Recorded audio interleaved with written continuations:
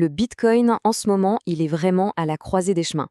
D'un côté, on a des signaux techniques qui hurlent le danger, et de l'autre, des données qui nous chuchotent à l'oreille qu'une opportunité historique est peut-être en train de se dessiner. Alors, qui croire? Allez, on va décortiquer tout ça. La question est sur toutes les lèvres. Est-ce qu'on est au bord du gouffre avec le Bitcoin ou est-ce que toute cette ambiance un peu morose cache en fait la prochaine grande opportunité? C'est vraiment le cœur du sujet. Ok, commençons par ce qui fâche. Le fait est là. Le Bitcoin vient de passer sous un niveau capital. Il a clôturé la semaine sous la zone des 70 000 $. Et pourquoi c'est un gros deal? Eh bien parce que ça casse la belle dynamique haussière qu'on suivait depuis des mois. C'est simple, les règles du jeu viennent de changer. Bien, pour essayer de voir où on va, il faut d'abord mettre le nez sur ce qui se passe, là, maintenant. On va donc zoomer à fond sur le court terme, parce que c'est là que la bataille fait rage en ce moment. En ce moment, le prix du Bitcoin est littéralement coincé, emprisonné dans ce qu'on appelle un triangle de contraction.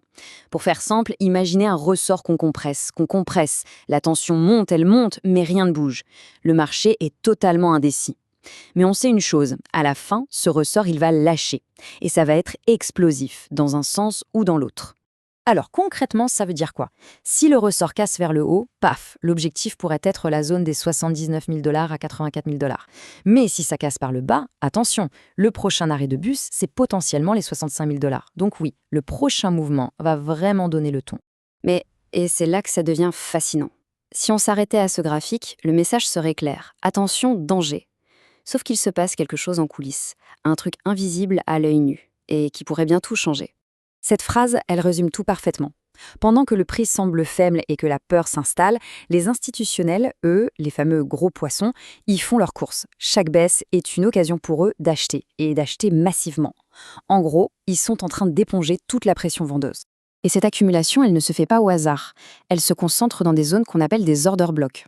Il faut voir ça comme de véritables murs d'achat, des bastions où des ordres massifs sont placés, ce qui crée un plancher super solide sous le marché. C'est une force invisible qui se bat contre la baisse.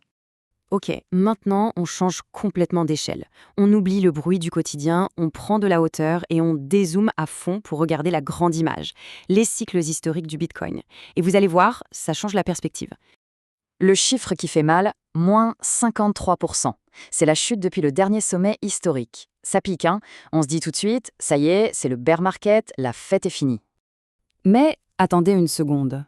Regardez cet autre chiffre. En 2021, on a eu une correction de moins 55%.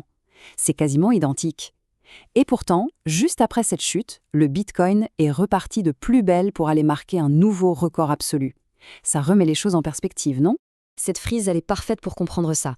Pour le Bitcoin, ces chutes brutales, ce ne sont pas des accidents de parcours. En fait, elles font partie du parcours. C'est comme ça qu'il a toujours fonctionné.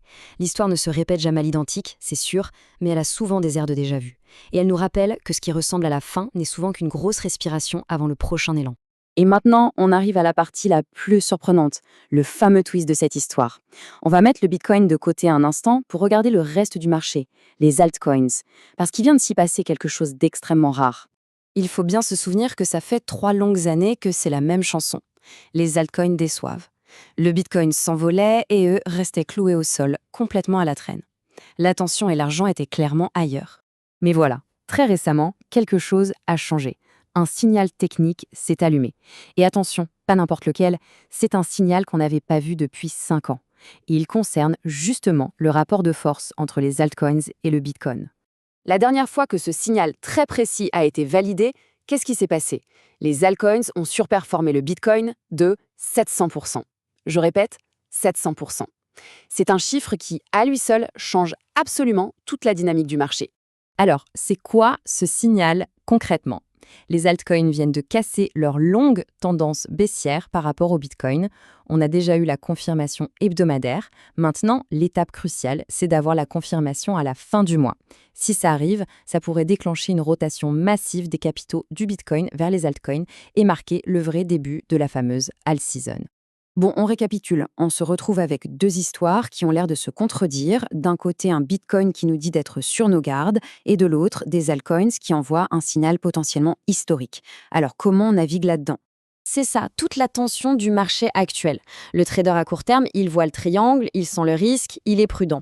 L'investisseur à plus long terme, lui, il voit les cycles, il voit ce signal incroyable sur les alts et il se dit qu'il y a peut-être une opportunité folle. La question n'est pas de savoir qui a raison, mais de comprendre qu'il ne joue tout simplement pas sur le même terrain de jeu. Au final, l'idée, ce n'est pas de deviner le prix de demain.